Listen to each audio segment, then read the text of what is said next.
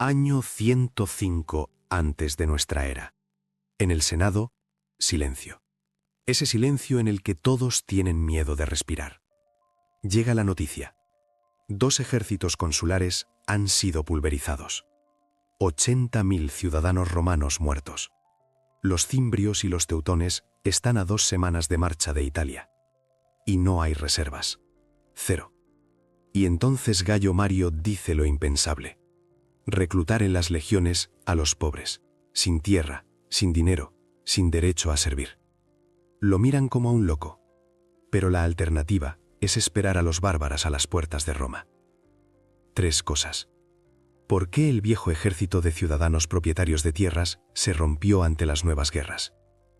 ¿Qué cambió Mario en el reclutamiento, en la organización y en la instrucción, desde el diseño de la cohorte hasta la psicología del soldado? ¿Y cómo la victoria sobre los bárbaros convirtió a la legión en una fuerza política, que pronto empezará a imponer condiciones a la propia Roma? Ahora veremos cómo la salvación se convirtió en maldición. Mañana en el campo de Marte. Polvo en la garganta, el sol corta los ojos. Alrededor hay hombres que ayer aún discutían con el vecino por un lindero. Ahora hacen cola ante los censores y no enumeran hazañas, sino bienes. Cuánta tierra, qué casa, cuántas cabezas de ganado, quiénes en la familia. Roma escucha eso con más atención que los juramentos de fidelidad. Porque en la vieja Roma debía ir a la guerra quien tenía algo que perder. El pobre en ese sistema estorba, no porque sea mala persona, sino porque no tiene con qué demostrar fiabilidad. Si no tienes parcela, significa que no estás atado a la ciudad por raíces, que no has echado raíces en Roma, como un olivo en la piedra. El censo lo resolvía fácil. Si tienes bienes, apto. Si no tienes bienes, quédate aparte y vota en los comicios, si te apetece. Es como si hoy por defecto, al ejército solo aceptaran a quienes tienen su propio piso y un ingreso estable. Supuestamente, a esos es más fácil confiarles un arma. Luego empieza la parte más romana, el ahorro elevado a principio. El Estado no entrega espadas a todos desde el erario, tú vienes con tu propio hierro. Quien es más rico, lleva una coraza mejor. Quien es más pobre, lo que pueda, con tal de no avergonzar la formación. Y la comida muchas veces también es asunto tuyo. Grano, caldero, correas, esas pequeñas cosas de las que depende si llegarás vivo al final de la campaña. Esto funcionaba mientras las guerras eran cercanas y cortas, cuando se podía rechazar una incursión y volver al arado al cabo de una estación. La legión de entonces no parecía un puño único, sino un muelle ingenioso. 3 líneas, los astati delante, luego los príncipes y al final los triari, esos duros último argumento. Entre ellos los manípulos, bloques pequeños que se pueden desplazar, girar, tapar huecos. En manos hábiles daba flexibilidad, casi como en una buena pelea callejera. Un paso al lado, golpe en grupo, retirada sin pánico. Pero el truco es que así solo combate un ejército de gente que ya ha estado muchas veces en la línea y entiende las señales con media mirada. Y entonces Roma madura, se enriquece, cruza el mar y el sistema empieza a chirriar. Hispania se alarga años, África se alarga años, montañas, invernadas, guardias, marchas que te desgastan los pies hasta la carne. El pequeño propietario no puede desaparecer para una campaña y dejar el campo en manos de la lluvia, de las deudas y del vecino codicioso. Vuelve, y la valla está desmontada, la cosecha vendida por deudas, la parcela ya temporalmente en manos de algún rico. La grieta más terrible aquí es simple. Se rompe el vínculo yo defiendo lo mío. El soldado cada vez más va a la guerra para sobrevivir, no para conservar la granja, porque granja casi ya no hay. A Roma, por inercia, le apetece pulsar el viejo botón de la movilización, pero se atasca. Menos gente pasa el censo, menos ganas hay, y las guerras son más largas y más lejos. Y sobre ese terreno empieza a madurar algo que en la ciudad no les gusta nombrar en voz alta. Roma pierde soldados incluso antes de las batallas, en casa, en sus propios campos. Imagínate, vuelves a casa después de 6 años en Hispania. La cicatriz del hombro duele con el tiempo. Las sandalias están gastadas, pero caminas pensando, ahora veré mi parcela, abrazaré a mi mujer, revisaré los olivos. Llegas al lindero y ves que tu mojón ya no está. Y en tu campo trabajan personas que hablan un idioma raro, con grilletes. Son esclavos de tu vecino rico. Mientras tú derramabas sangre por la grandeza de Roma, él compró tus deudas, corrió la valla y convirtió tu granja en parte de su gigantesco agroholding, una latifundia. Y no puedes hacer nada.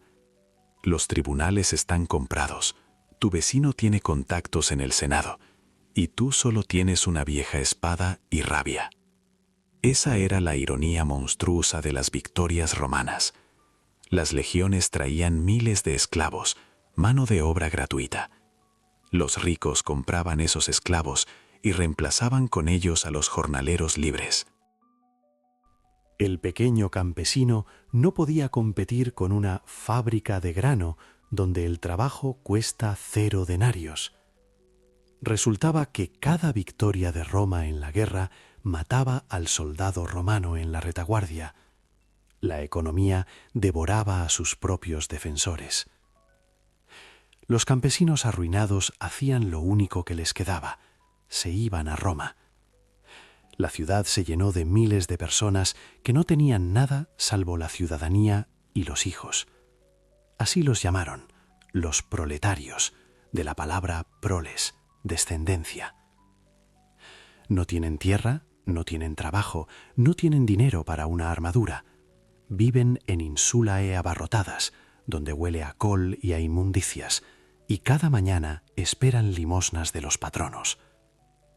Era una mezcla explosiva, una enorme muchedumbre de hombres enfadados y hambrientos que saben pelear, pero a quienes el Estado les dice: no os necesitamos.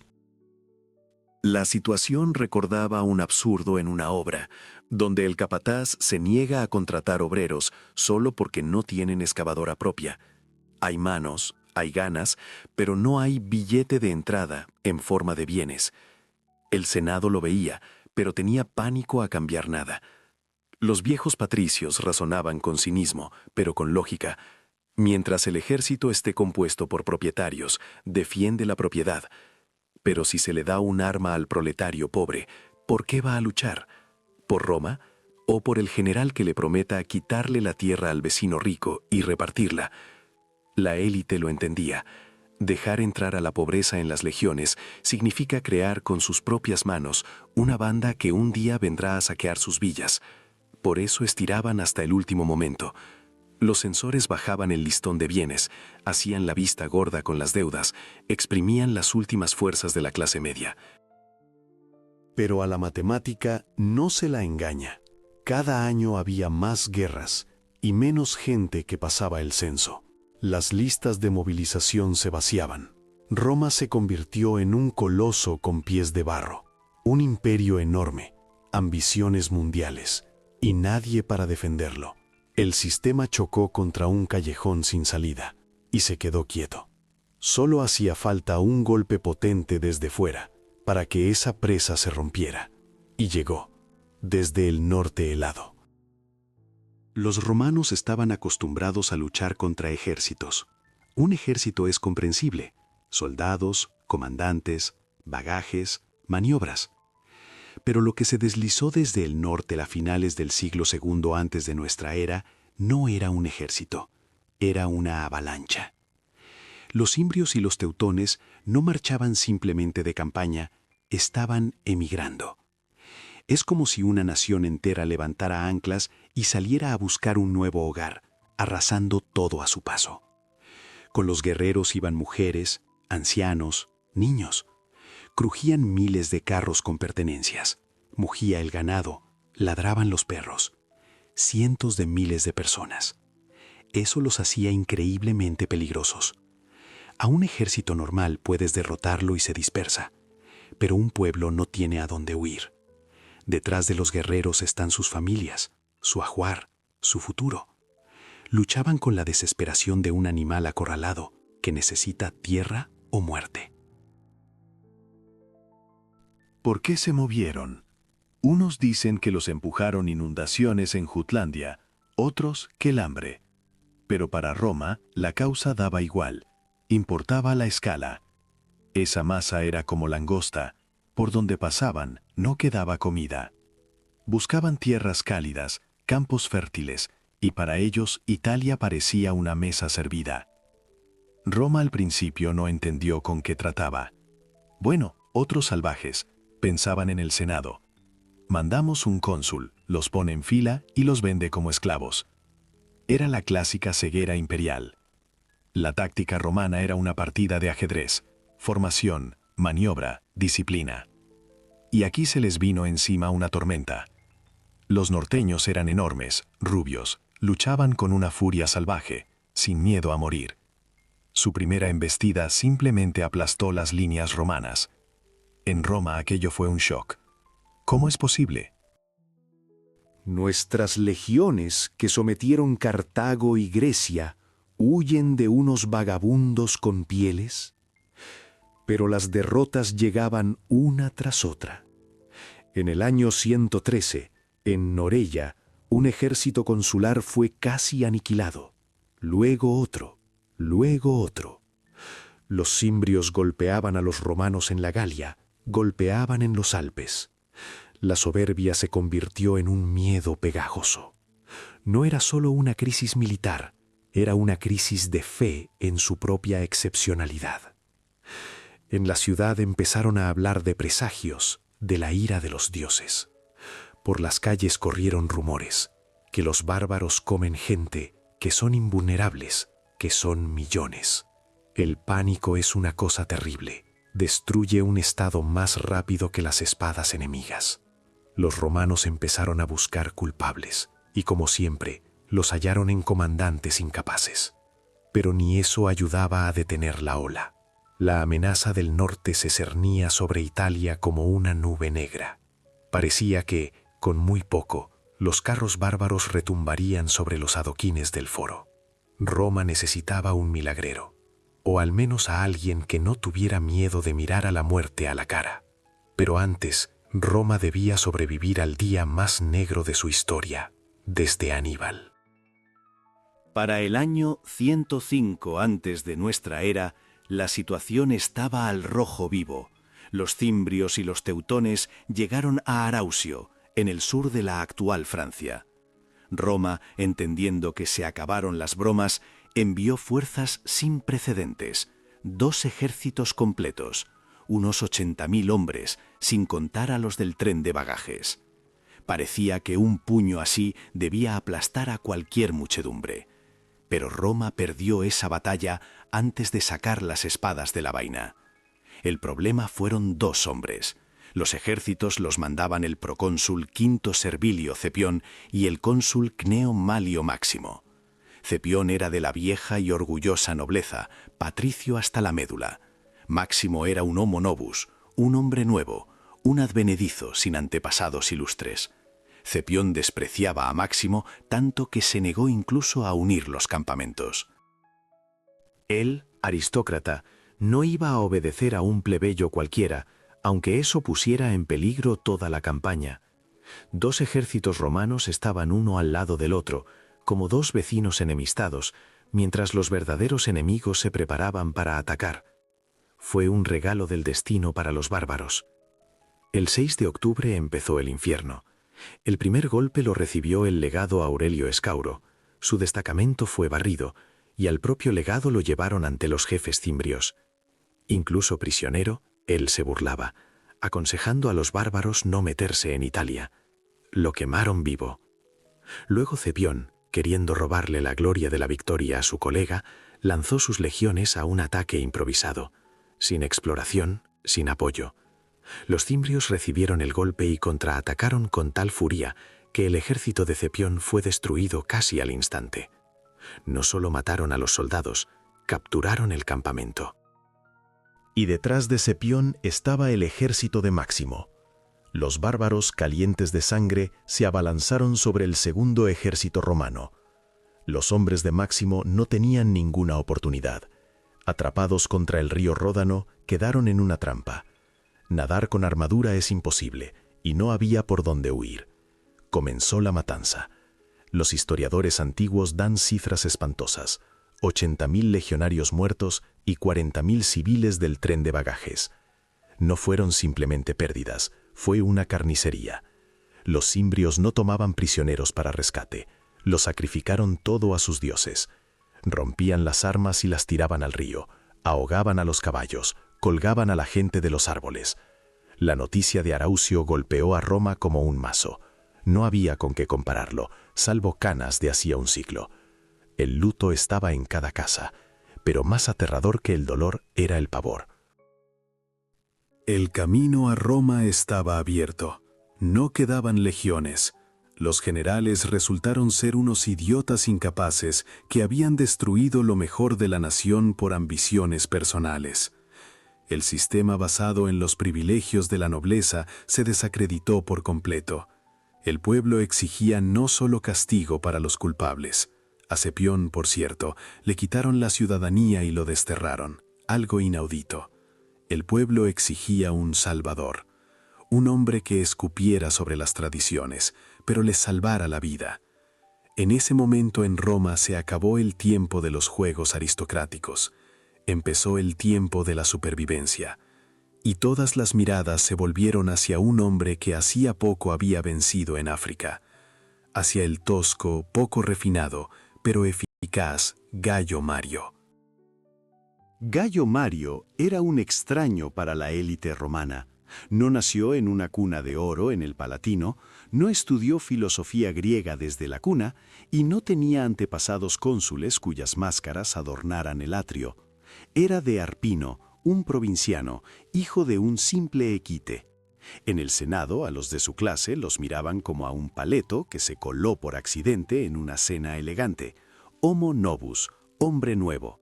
En un mundo donde el apellido lo decidía todo, eso era una marca. Pero Mario tenía lo que los aristócratas mimados no tenían: un olfato de animal y experiencia.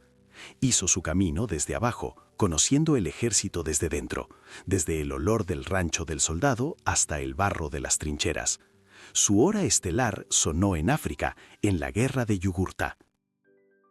Esa guerra fue una vergüenza para Roma. El rey númida Yugurta durante años les tomó el pelo a las legiones, simplemente sobornando a los generales romanos. Roma es una ciudad en venta, se reía. Mario llegó allí e hizo lo que mejor sabía hacer: apretar los tornillos. Demostró que no solo sabía guerrear, sino obligar a los soldados a trabajar. Cero relajación, cero concesiones. Terminó la guerra, llevó a Yugurta encadenado y probó una cosa: donde los aristócratas aceptan sobornos, el paleto entrega resultados. Y ahora, tras Araucio, cuando el miedo paralizaba la ciudad, el pueblo eligió precisamente a él, en contra de las leyes. Según las reglas, entre consulados debían pasar 10 años, pero Mario fue elegido cónsul por segunda vez consecutiva, casi inmediatamente después de la primera. El Senado rechinaba los dientes, pero callaba. Los aristócratas entendían: si vienen los bárbaros, sus genealogías no los salvarán del hacha.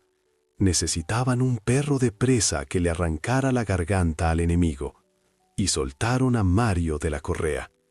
Mario recibió carta blanca. Le dieron poderes con los que otros solo podían soñar. Pero lo principal no estaba ni siquiera en las leyes, sino en el ambiente. Los romanos estaban dispuestos a perdonarle todo: la rudeza, la violación de tradiciones, el desprecio por el protocolo, con tal de que apartara la amenaza. Sin embargo, la vieja élite no temía en vano. Lo presentían. Ese hombre era peligroso no solo para los cimbrios. Mario no quería solo vencer. Veía que el viejo sistema estaba muerto y pensaba construir uno nuevo. El ejército que iba a crear sería fiel no al Senado y al pueblo de Roma, sino a quien lo alimentara. Los aristócratas susurraban en los pasillos. Le das una espada a un pobre, y dejará de ser pobre. Se convertirá en un bandido. Temían que el ejército de pobres un día girara las armas contra sus dueños. Y, adelantando, tenían endemoniadamente razón. Pero entonces, en el año 104 antes de nuestra era, el miedo a los gigantes rubios del norte era más fuerte que el miedo al futuro. Mario tomó el poder y empezó una operación quirúrgica sobre el cuerpo del ejército romano. Mario dio un paso que lo cambió todo. Abrió las puertas de los centros de reclutamiento a los capite censi, contados por cabezas. Eran ciudadanos del escalón más bajo, que no tenían ni un palmo de tierra ni ahorros. Durante siglos Roma les dijo: «No os necesitamos, sois lastre». Mario dijo: «Sois legionarios». Imagina la multitud ante las puertas donde antes solo estaban los propietarios sólidos. Ahora hay una cola de quienes ayer dormían bajo un puente y se peleaban por un trozo de pan. No venían por patriotismo. Con patriotismo no se llena el estómago. Venían porque el ejército se convirtió para ellos en un ascensor social. Por primera vez en la vida tenían una oportunidad de algo más que una vejez miserable. Pero aquí surgió un problema técnico. Antes el soldado llegaba con lo suyo: el casco del abuelo, la espada comprada con la cosecha. Pero esos chicos ni siquiera tenían sandalias decentes. Y Mario toma una segunda decisión revolucionaria. El Estado se hace cargo de todo. Se abrieron los arsenales. Los legionarios empezaron a recibir armas del Estado. Parece un detalle, pero piénsalo. Antes el ejército era una masa variopinta, donde cada uno iba vestido como podía. Ahora la legión empezó a convertirse en una máquina estandarizada, sin rostro. Recibes un casco, recibes un escudo, recibes una espada y firmas por ello. El Estado, o más exactamente el general, se convierte en tu padre, tu madre y tu sustento. El servicio dejó de ser un deber temporal. Antes combatías un verano y vuelta a casa, a la cosecha. Ahora firmas un contrato, eres un profesional. No piensas en cómo van tus olivos, porque no tienes olivos. Tu casa es una tienda, tu familia es el contubernium, tus compañeros de tienda. Tu trabajo es matar. Mario creó una clase de gente para la que la guerra se convirtió en el único modo de existir. Entrenaban no una vez al año en convocatorias, sino todos los días. Eso dio un salto enorme en calidad. Un profesional siempre vencerá a un aficionado, aunque el aficionado sea muy valiente. Pero hubo un precio. Puede que Mario salvara a Roma de los bárbaros, pero colocó dinamita bajo los cimientos de la República. El soldado proletario miraba a su general como a un dios. El general le daba comida, ropa, parte del botín y una promesa: cumple el servicio y tendrás tierra. Y al Senado el soldado lo miraba como a una panda de charlatanes con toga, que nunca sostuvieron en sus manos nada más pesado que una copa de vino. El vínculo ciudadano-estado se rompió. Nació un vínculo nuevo, soldado-general, y ese vínculo resultó más fuerte que cualquier juramento. Ahora que habían reclutado a esa chusma, había que organizarla. El viejo sistema de manípulos, ese tablero de ajedrez de 3 líneas, era demasiado complejo. Exigía de los soldados comprensión de la maniobra, experiencia y responsabilidad personal. A los reclutas de Mario eso les quedaba grande, y además no había tiempo para enseñarles durante años. Mario cogió un hacha y cortó todo lo superfluo. Así nació la cohorte. La idea es simple. Antes la legión constaba de 30 manípulos pequeños. Cada uno debía saber su sitio, moverse, dejar pasar a los suyos, cerrar los flancos. Era como un baile complicado. Mario unió los manípulos de 3 en 3 en un puño grande, la cohorte. Ahora la legión constaba de solo 10 de esos puños. Una cohorte son aproximadamente 480 hombres, aunque la cifra variaba. Ya no es un grupo pequeño, sino una unidad táctica potente. Ahora que habían reclutado a esa chusma, había que organizarla. El viejo sistema de manípulos, ese tablero de ajedrez de 3 líneas, era demasiado complejo. Exigía de los soldados comprensión de la maniobra, experiencia y responsabilidad personal. A los reclutas de Mario eso les quedaba grande, y además no había tiempo para enseñarles durante años. Mario cogió un hacha y cortó todo lo superfluo. Así nació la cohorte.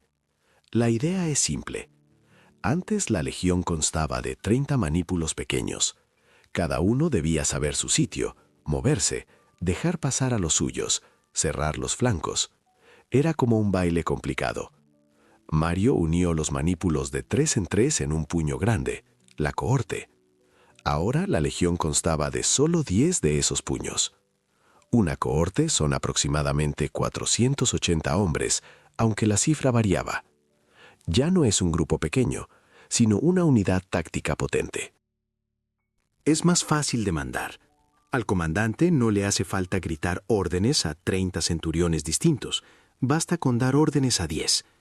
En la batalla, con estruendo, polvo y gritos, la sencillez es supervivencia.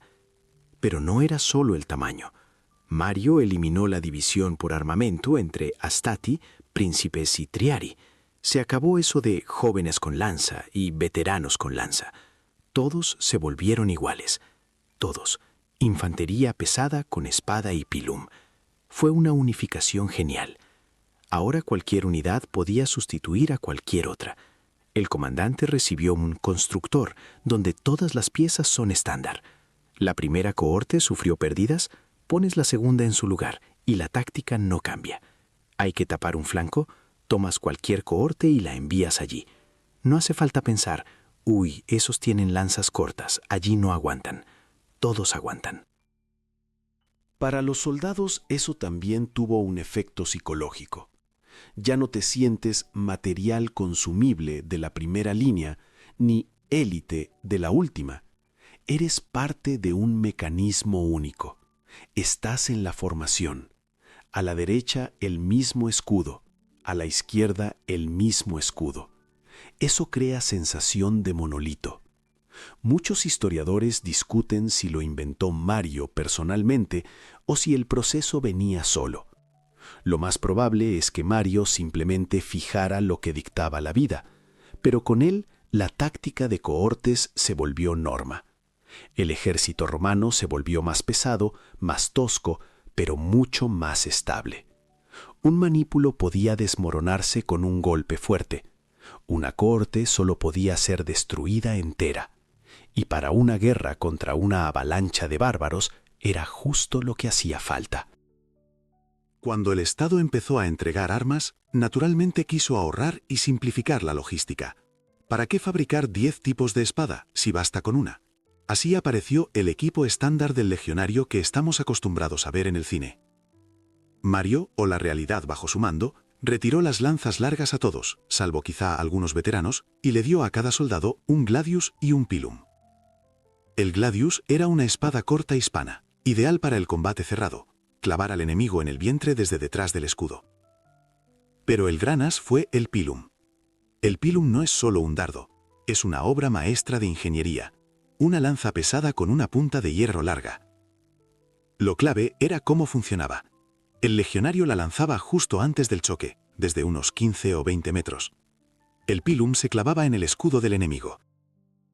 Sacarlo en combate era irreal. El hierro se doblaba y el asta arrastraba por el suelo, estorbando. El enemigo se veía obligado a tirar el escudo y quedarse expuesto. Y ahí ya llegaban los romanos con sus espadas. Existe una leyenda. Mario habría ordenado sustituir uno de los remaches de hierro del pilum por un pasador de madera. Al impactar, el pasador se rompía, la lanza se plegaba y quedaba inútil para el enemigo. No podían lanzarla de vuelta. Un detalle, pero brillante. Pero Mario fue más allá de las armas. Miró esas interminables caravanas de bagajes que se arrastraban tras el ejército, ralentizándolo hasta velocidad de tortuga. Carros, mulas, esclavos cargando tiendas. Basta, decidió Mario. obligó a los legionarios a llevarlo todo encima. Armas, armadura, reserva de comida para varios días, herramientas para el campamento, caldero, todo se empaquetaba en un astuto fardo sobre un palo. El peso llegaba a 40 kilos. Los soldados se apodaron Muli Mariani, las mulas de Mario, un chiste bruto, pero exacto. A cambio, el ejército se volvió increíblemente móvil. No necesitaba esperar al bagaje para levantar el campamento o cenar. La legión podía marchar 30, incluso 40 kilómetros al día y estar lista para combatir. En la guerra contra bárbaros rápidos, eso le dio a Roma la posibilidad de imponer el ritmo. La estandarización convirtió a la legión en una fábrica. Todas las piezas son intercambiables. Se rompe una espada, tomas otra del almacén. Pierdes el casco, te dan uno igual. Entrenar a los reclutas se volvió más fácil. Haz como yo. Un estándar de movimientos, un estándar de golpes. El ejército romano se convirtió en una cadena de montaje de la muerte, donde la habilidad individual cedida ante la eficacia colectiva. Un ejército de pobres no se sostiene solo con espadas. La espada se puede tirar cuando da miedo. El ejército se sostiene en lo que no puedes tirar: el honor, el orgullo, la vergüenza ante los tuyos. Y Mario lo entendía perfectamente. El soldado necesitaba un símbolo por el que moriría, aunque la lógica le gritara: huye. Antes, en las legiones, había 5 estandartes para distintas unidades: águila, lobo, minotauro, caballo y jabalí, como un zoológico. Mario lo simplificó. Dejó un solo águila, la Aquila. Un águila de plata, luego de oro, con las alas extendidas sobre un asta larga, un símbolo para toda la legión, y funcionó como magia. El águila se convirtió en el corazón de la legión, no en sentido figurado, literalmente. Si el águila está a salvo, la legión vive. Si se pierde el águila, la legión deja de existir, aunque la mitad de los soldados aún respire. Roma lo tomaba así. Si una legión perdía el águila, se disolvía para siempre. Se tachaba el número de las listas, como se tacha el nombre de un traidor. El águila la protegían hombres elegidos, los aquilíferos, un soldado veterano, probado, cuya valentía nadie podía discutir. No luchaba en primera línea, pero su tarea era peor. Se colocaba en el centro de la cohorte, sostenía el asta y no tenía derecho a retroceder. Aunque todos huyan, él se queda. Eso convertía al aquilífero en un ancla. Los soldados veían el águila y la línea aguantaba, porque retroceder pasando junto al águila es reconocerse cobarde ante todos. Hay una historia increíble de tiempos de Julio César. Durante el desembarco en Britania, los legionarios tenían miedo de bajar de los barcos. Los celtas estaban en la costa, gritaban, agitaban armas. Y entonces el aquilífero de la 10ª legión saltó al agua con el águila y gritó: «Saltad, si no queréis que el águila caiga en manos del enemigo». Y los legionarios se lanzaron tras él. Así, el símbolo literalmente arrastró a la gente a la lucha. Mario creó un culto al águila. La legión empezó a sentirse no como una muchedumbre, sino como una hermandad con su propia reliquia. Rituales, juramentos, desfiles ante el águila, todo eso convertía a un conjunto de pobres en un solo organismo. Pero también había un reverso. El águila unía a la gente, sí, pero no con el Senado ni con Roma. Los unía con la legión. Y la legión estaba en manos del general. Así, poco a poco apareció la sustitución. El soldado amaba a su águila más que a la república. Y quien mandaba el águila era Mario. Luego vendrán Sila, Pompeyo, Julio César, y cada uno tendrá sus propias águilas, que irán unas contra otras. Por ahora funcionaba. Mario convirtió el ejército en una fortaleza psicológica. Pero en esa fortaleza ya no había lugar para quienes se quedaban fuera. Los patricios con toga, que seguían pensando que el ejército todavía les servía. Mario recogió pobres de las calles, les dio espadas, pero una espada en manos de un borracho sigue siendo un borracho con espada. Hacía falta adiestramiento, y Mario lo impuso. Cada tarde Allí donde el ejército romano se detuviera, construía un campamento. No poner tiendas como sea, sino levantar una fortaleza, con terraplén, foso, empalizada. Cada legión conocía su zona, cada cohorte su sector. Trabajaban con palas, picos, hachas. Tras una marcha de 30 kilómetros con equipo completo, los legionarios cavaban hasta que anochecía. Los aristócratas en Roma consideraban eso una humillación. Un ciudadano libre no debe cavar como un esclavo. A Mario le daba igual su opinión. Conocía una verdad simple. Un ejército que en 2 horas levanta defensas nunca se queda sin protección. El enemigo puede caer de noche, tender una emboscada, y los romanos ya están tras la muralla, durmiendo tranquilos. El campamento es una fortaleza móvil, y eso calma psicológicamente al soldado. Incluso en tierra extraña, cada noche vuelves a casa. Pero lo principal era la disciplina. Cavar enseñaba orden, automatismo. El legionario se acostumbraba a hacer lo que le ordenan sin pensarlo. En batalla no hay tiempo para pensar. Allí hace falta un reflejo. El centurión dijo mantener la línea. La mantengo, aunque los compañeros caigan al lado. La marcha era un tipo aparte de tortura. 30 kilómetros al día, norma. Con todo el equipo, bajo el sol abrasador o en el barro. No era paseo, era romper el cuerpo. El organismo se acostumbraba a la carga. Después de un mes de esa instrucción, el soldado podía caminar y caminar, cuando al enemigo ya se le caían las piernas. La resistencia física daba una ventaja estratégica. Roma podía aparecer donde no la esperaban. Podía alcanzar a un enemigo que se retiraba. Podía escapar de una persecución. El ejército que se mueve más rápido impone las condiciones de la batalla. La disciplina se sostenía no solo en la dureza, sino en la justicia. Mario no era un tirano. Castigaba, pero según reglas. Si el soldado se lo merecía, lo azotaban. Si desertaba, lo ejecutaban ante todos. Pero si era valiente, lo recompensaban, con dinero, honor, ascenso. El legionario entendía, aquí hay orden. Si lo rompes, pagas. Si destacas, te ven. Esa previsibilidad tranquiliza. Y aquí un reto para vosotros. He encontrado normas romanas reales. Un legionario debía recorrer 29 kilómetros en 5 horas con una carga de unos 40 kilos. Eso se llamaba iter iustum, la marcha normal. Si había prisa, iter magnum, acelerada, los mismos 29 kilómetros en 4 horas. Y si la cosa estaba al rojo vivo, iter maximum, hasta 40 kilómetros casi corriendo. Si este video llega a 500 comentarios, me pondré una reconstrucción del equipo de legionario. Cargaré 40 kilos e intentaré cumplir la norma ante la cámara. Escribid la palabra legión si queréis ver cómo muero de deshidratación por vuestro entretenimiento. Mario convirtió el ejército en una máquina. Pero una máquina necesita combustible. Y el combustible no era solo comida y agua. El combustible era la victoria. Mario entendía perfectamente. Jugar con los norteños a una batalla honesta era suicidio.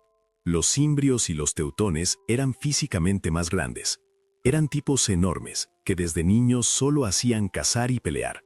En un choque directo, muro contra muro, su masa aplastaría la formación romana. Además, Mario tenía reclutas, vagabundos de ayer, que aún no habían olido sangre de verdad. Lanzarlos ahora contra bárbaros era como tirar cachorros bajo una apisonadora. Así que Mario hace algo que a sus oficiales les dejó los ojos fuera de las órbitas. Se niega a luchar. El ejército romano se encierra en un campamento fortificado, y alrededor empiezan a pasar los teutones. Cientos de miles de personas. Se acercan al terraplén, les enseñan el trasero desnudo a los romanos, les tiran podredumbre y gritan de forma que se congela la sangre. Mujeres! ¡Vamos a Roma! ¿Queréis que le llevemos algo a vuestras esposas? Nos ocuparemos de ellas. Dentro del campamento pasaba algo terrible. Los legionarios agarraban las espadas, suplicaban, déjanos, danos permiso y los destrozamos. Pero Mario era una pared de hielo. Caminaba por el terraplén y decía con calma: «Mirad, solo mirad». Era un adiestramiento brutal, pero genial. Los primeros días los romanos veían monstruos en los bárbaros, demonios que venían a devorarlos.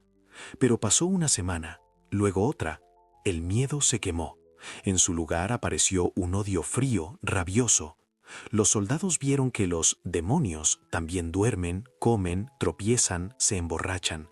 Desapareció la mística. Quedó solo el deseo furioso de salir por la puerta y tapar esas bocas. Mario esperaba justo ese clic en sus cabezas, cuando el ejército dejara de temer y empezara a odiar. Y luego funcionó la estrategia del estómago. La enorme horda bárbara se comió todo alrededor. Necesitaban moverse para no morir de hambre. Y cometieron el error fatal. Se dividieron.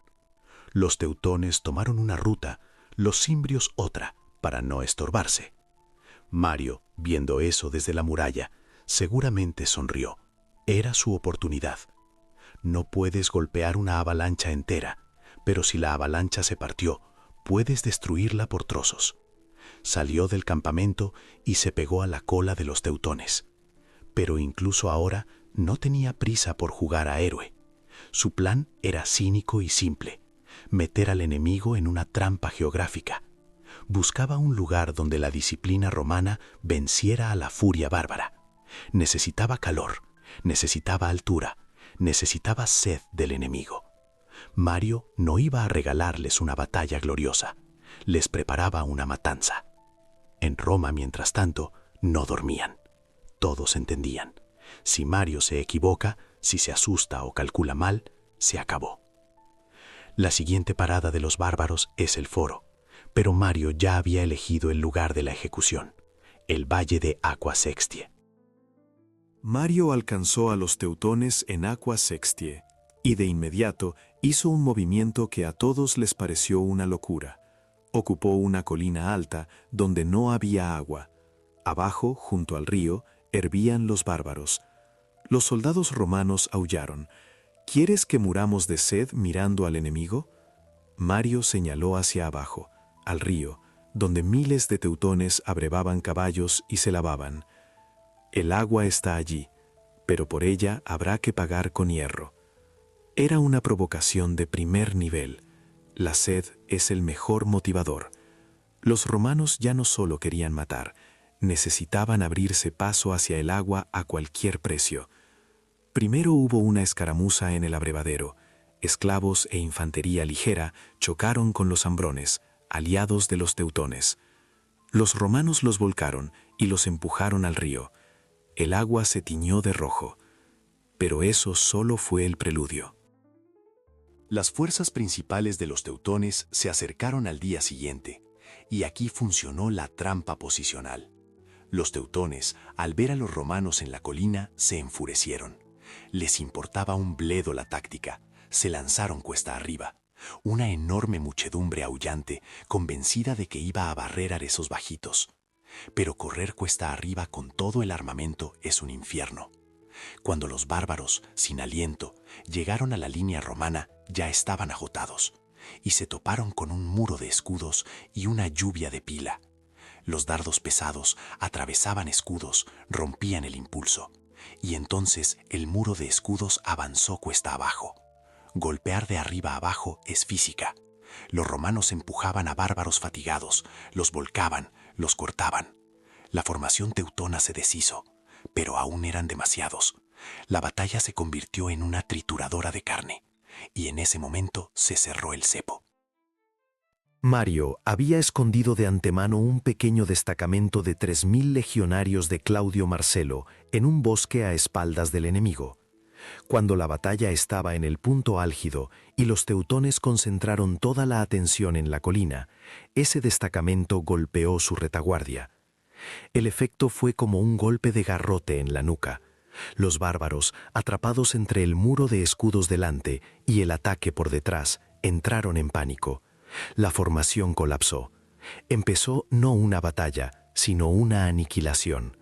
Los romanos, recordando a Araucio, no tomaban prisioneros. El valle quedó cubierto de cadáveres de tal modo que, según la leyenda, los habitantes de Marsella luego durante años construían vallas con huesos de bárbaros, y la tierra, por el abono, dio una cosecha de uva nunca vista. El rey de los teutones, Teutóbodo, fue capturado. El pueblo quedó destruido casi por completo. Los teutones, como tribu, dejaron de existir. Para Roma fue un éxtasis. Mario pasó de un tipo que se cree demasiado a semidios. Los soldados estaban listos para besar la arena por donde caminaba. Les dio victoria, les dio botín. Probó que sus mulas podían aplastar a cualquiera. Pero era temprano para relajarse. Al este, cruzando los Alpes, ya pasaba la segunda ola, los cimbrios, y todavía no sabían que sus hermanos habían muerto. ¿Crees que después de Aqua Sextiae Roma respiró? Ni de lejos. Mientras Mario cortaba a los teutones, la segunda ola, los cimbrios, cruzó los Alpes, y lo hicieron de una forma que dejó a los romanos boquiabiertos. Los autores antiguos escriben que los bárbaros se deslizaban por los glaciares sobre sus escudos, como en trineo, riéndose y despreciando el frío. Frente a ellos estaba el segundo cónsul, Cátulo, aristócrata, vieja escuela, y él se acobardó. Al ver esa avalancha, Cátulo simplemente se retiró, entregando a los bárbaros todo el valle del río Po. La parte más rica de Italia, la Galia Transpadana, fue abandonada al saqueo. Roma volvió a entrar en pánico. Los teutones están muertos, sí, pero los cimbrios están aquí y ya andan por suelo italiano. Mario llegó corriendo desde la Galia. Le ofrecieron un triunfo por la victoria sobre los teutones. Cualquiera en su lugar se habría puesto la corona de laurel y se iría a beber vino. Mario se negó. Habrá triunfo cuando también destruya a estos, dijo. Unió su ejército con las fuerzas maltrechas de Cátulo. Ahora tenía unos 50.000 hombres. Los cimbrios, según diversas estimaciones, tenían muchas más. Y entonces ocurrió una escena digna de Tarantino. Al campamento de Mario llegaron embajadores cimbrios. Aún no sabían lo de Aqua Sextiae. Los bárbaros exigieron tierra con descaro. Dadnos tierras a nosotros y a nuestros hermanos teutones, y no os tocaremos. Mario sonrió con desdén. A vuestros hermanos, no os preocupéis. Vuestros hermanos ya recibieron su tierra. Se la dimos para siempre, y nunca la abandonarán. Los embajadores no lo entendieron al principio, y entonces Mario ordenó traer prisioneros a los jefes teutones encadenados. Cuando los cimbrios vieron a sus reyes con grilletes, entendieron, no habrá piedad. Se acabaron las palabras. Entonces el jefe cimbrios, Boyoric, lanzó un desafío a Mario, como en un romance caballeresco. Di el día y el lugar donde lucharemos. Los romanos normalmente no jugaban a eso, golpeaban cuando querían. Pero Mario estaba seguro. De acuerdo, dijo, pasado mañana, la llanura de Vercellae. Era un riesgo al borde de la locura. Vercellae es una llanura ancha y plana, el lugar perfecto para la caballería bárbara y su enorme masa de infantería. No hay donde esconderse, no hay donde atrapar al enemigo en un desfiladero. Parecía que Mario les regalaba la victoria a los cimbrios, pero subestimaron al zorro de Arpino. Mario eligió no solo el campo, eligió el tiempo. Sabía que ese día el sol daría de frente a los bárbaros, y el viento levantaría nubes de polvo de la tierra seca y se las lanzaría a la cara a los cimbrios. De nuevo, Mario luchaba no solo con espada, sino con geografía. La noche antes de la batalla fue espantosa. Ambos bandos entendían, mañana se decide todo. Si Mario pierde en esa llanura, no haya dónde retirarse, detrás está Roma. Si gana, la guerra de 10 años por fin termina. Los legionarios afilaban espadas y rezaban, los veteranos flebizaban correas de las armaduras, los reclutas temblaban, y Mario dormía, Sabía que su máquina estaba lista. Mañana trabajaría a plena potencia. Mañana del 30 de julio. Llanura de Vercellae. Los romanos se colocan de modo que el sol les da en la espalda y a los cimbrios directamente a los ojos. El viento levanta nubes de polvo y se las lleva hacia los bárbaros. Mario ha colocado una trampa. Los cimbrios salen al campo y a los romanos se les corta la respiración. La caballería, 15.000 jinetes, avanza en armaduras relucientes, con cascos coronados por cuernos y cabezas de animales. Detrás viene la infantería, una falange enorme y silenciosa. Están hombro con hombro, atados con correas para que nadie pueda huir. Un muro vivo de carne y acero. Y ese muro se movió. El estruendo sonaba como si el mundo se derrumbara. Los cimbrios avanzaron al ataque, pero avanzaban contra el sol, contra el viento, casi a ciegas. Los romanos esperaron. Cuando los bárbaros se acercaron a distancia de lanzamiento, miles de pilas se elevaron en el aire. Los dardos se clavaron en los escudos, rompiendo la formación y sembrando caos antes del choque. Y luego, el golpe. Las cohortes de Mario se incrustaron en esa masa ciega, desorientada. Comenzó el infierno. En el polvo, el calor, los gritos, no se veía nada. Fue la prueba perfecta para el nuevo ejército.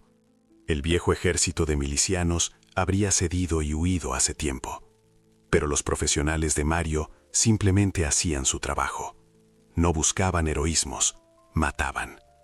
El gladius, la espada corta, fue creada para esa carnicería. Un paso adelante, una estocada al vientre desde detrás del escudo. Un paso adelante, una estocada, metódicamente, sin emoción. Los cimbrios luchaban con la furia de los condenados, pero su formación se deshizo. Estaban cegados, no veían al vecino, no oían órdenes. Y las cohortes romanas trabajaban como pistones, comprimiendo y triturando al enemigo. Y entonces los cimbrios corrieron, pero para ellos eso fue solo el inicio del fin. Corrían hacia su campamento, hacia los carros, donde los esperaban las mujeres, y allí los encontró un segundo frente. Las fuentes romanas describen con horror lo que pasó después. Las mujeres cimbrias, al ver que los hombres huían, empezaron a matarlas ellas mismas, con hachas, con espadas. Mataban a padres, maridos, hermanos, por cobardía. Y luego, cuando llegaron los romanos, parte de la gente se suicidó, con tal de no caer prisionera y convertirse en esclava. Prefirieron la muerte a la esclavitud. La derrota fue total. Los cimbrios, como pueblo, dejaron de existir. Y en ese campo, entre decenas de miles de cadáveres, nació una fuerza nueva. Los soldados de Mario, cubiertos de sangre y polvo, miraban lo que habían hecho. Ellos, los pobres de ayer, las mulas de Mario, acababan de salvar Roma, no los senadores con toga, ellos. Y en sus cabezas nació un pensamiento simple, pero terrible. Si podemos salvar Roma, entonces Roma nos debe todo. Y Mario, su caudillo, se convirtió de general en Dios. Su nombre se susurraba con reverencia. Prometió victoria y la dio. Se volvió para ellos un padre real, mucho más real que la lejana y tacaña república. La guerra contra los bárbaros estaba ganada. Empezaba la guerra por Roma. Versella ya había rugido, la sangre se secó y la legión empezó a dispersarse por los caminos de Italia. Ayer estabas en la formación, donde el polvo no deja ver el cielo, y hoy vuelves a casa con un saco de botín y una sola idea. Salvé Roma, ¿y ahora qué? Regresas a la ciudad y allí todo sigue igual. Los senadores discuten de decoro. Los ricos sonríen como si fueran ellos quienes mantuvieron la línea cuando los cimbrios embestían como un muro. Y de pronto se vuelve evidente. El soldado tiene espada, tiene habilidades, tiene compañeros de tienda, pero no tiene vida después de la guerra. Porque el pobre al que Mario levantó en la Legión tras la desmovilización volvía a ser pobre. No hay una granja natal a la que regresar a arar, no hay taller, no hay seguro, solo manos, hábito de obedecer y rabia. Y entonces en el foro aparecen hombres con el mismo andar, veteranos. No gritan como la multitud, están de pie en silencio, hombro con hombro, y ese silencio suena más fuerte que cualquier mitin. ¿Dónde está nuestra parte? El Senado, claro, entiende que empieza un juego peligroso. Para ellos la tierra es poder en estado puro. Tierra es dinero, clientes, votos, influencia. Dar parcelas a los veteranos significa arrancar un pedazo a quienes ya agarran a Roma por la garganta. Y el precedente asusta. Hoy se dio tierra a los soldados de Mario. Mañana vendrá otro general y dirá lo mismo, solo que ya con amenaza. En la curia lo discuten en seco, como contabilidad, pero en muchos ojos hay el mismo miedo. Nosotros mismos hemos criado una fuerza que ahora exige pago. Y al soldado le importan un bledo los matices. Piensa en línea recta. Yo entregué años, arriesgué la piel, vi a amigos morir en el polvo. Me lo deben. Y no está solo. Tiene su tienda de antes, el contubernium. Tiene su centurión, al que obedecía en la marcha. Tiene el águila bajo la cual sobrevivió. En ese vínculo, Roma como abstracción se ve pálida. Lo real es el comandante, quien alimentó, premió y prometió. Sirves y no vuelves a la nada. Aquí nace el nuevo pacto, del que a la República empezará a temblarle el suelo bajo las sandalias. El soldado entrega lealtad no al Estado, sino al hombre que puede empujar una ley, arrancar tierra, impulsar una colonia, sacar al veterano de la miseria. Ya no es una milicia de ciudadanos, es un recurso político que se puede encender y apagar. Es como si una cuadrilla que construyó un puente y salvó a la ciudad del hambre, de pronto entendiera: no somos solo obreros, somos aquellos sin los cuales todo se derrumba, y fuera al alcalde no con una petición, sino con una condición. Y Mario queda atrapado en su propia victoria. No puede decirles no a los veteranos. Son su ejército, su gloria, su escudo. Pero si presiona al Senado por la tierra, les enseña a todos los futuros generales una receta simple. Toma a los pobres, hazlos soldados, promételes parcela y obtendrás no solo un ejército, sino una palanca.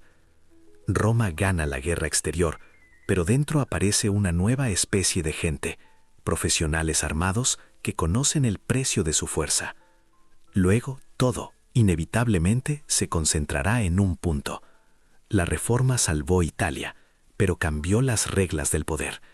Y ese es el verdadero giro de la historia. El siguiente paso no será sobre bárbaros, sino sobre cómo el ejército empieza a dictarle a Roma cómo vivir. Año 101 antes de nuestra era. Roma respira. En las calles hay fiesta. El vino corre como un río. El nombre de Mario se escribe en las paredes. Pero en ese triunfo hay un subtexto terrible, oculto, que todavía pocos ven. Los romanos miran las cohortes marchando y creen ver a sus salvadores. En realidad están mirando a sus futuros verdugos. Y esa es la ironía cruel de la historia. Para no arder en el incendio de la invasión bárbara, la República aceptó voluntariamente un remedio que resultó ser veneno mortal. Mario no era un villano que soñara con destruir Roma, era un pragmático. Ante él había una tarea imposible: ¿cómo detener una avalancha de bárbaros si se nos acabaron los soldados? La resolvió, de forma brillante, eficaz, dura. Pero el precio de esa solución fue la muerte de la propia República. Piensa qué pasó. Antes la política en Roma era cosa de palabras. Los senadores pronunciaban discursos, el pueblo votaba, las intrigas se tejían en los pasillos. Ahora la política se volvió cosa de espadas, porque detrás de cualquier político ambicioso ahora hay 10 o 20 mil asesinos profesionales que pasaron el infierno, están unidos por complicidad y solo creen en él. En Roma apareció un nuevo jugador al que no puedes ganar en un debate: el soldado profesional. No tiene casa salvo el campamento, no tiene familia salvo el contubernium. Le importan un bledo las tradiciones sagradas de los antepasados y las leyes de las 12 tablas. Solo le importa una cosa: ¿quién le asegurará la vejez? Y si el Senado dice: no hay dinero, apañaos, y el general Amado dice: ven conmigo y tomaremos lo nuestro por la fuerza, el soldado irá y lo tomará.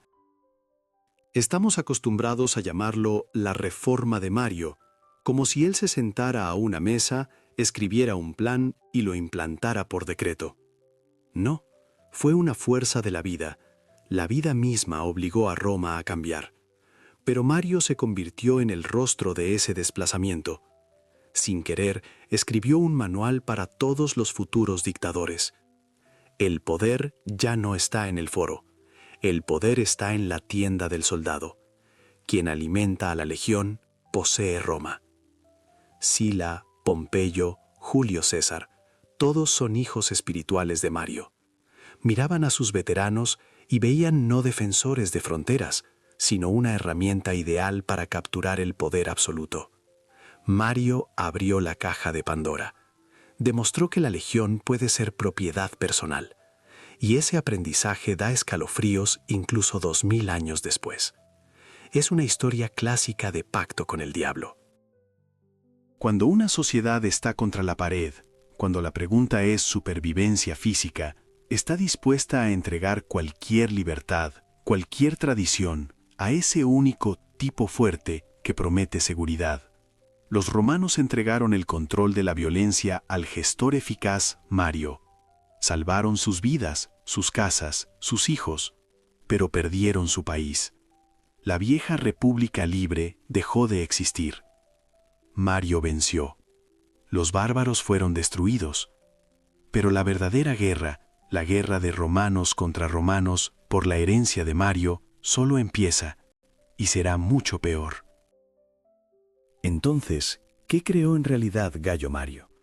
Creía que solo arreglaba el ejército para salvar la patria, pero en realidad puso en marcha una cadena de montaje, una cadena que fabricaba una nueva clase de personas, soldados profesionales, gente para la que la guerra se volvió oficio, casa y religión.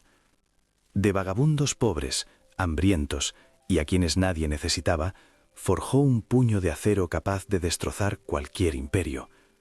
Y Roma se salvó.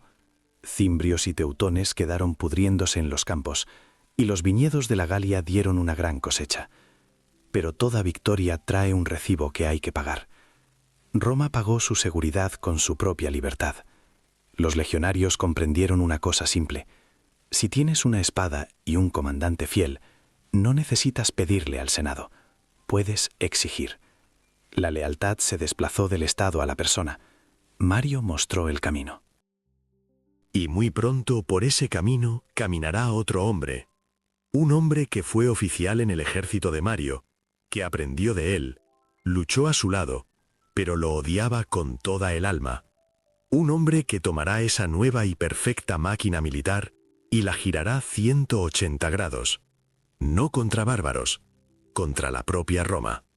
El monstruo que devorará la República ya ha nacido, y su nombre es Lucio Cornelio Sila.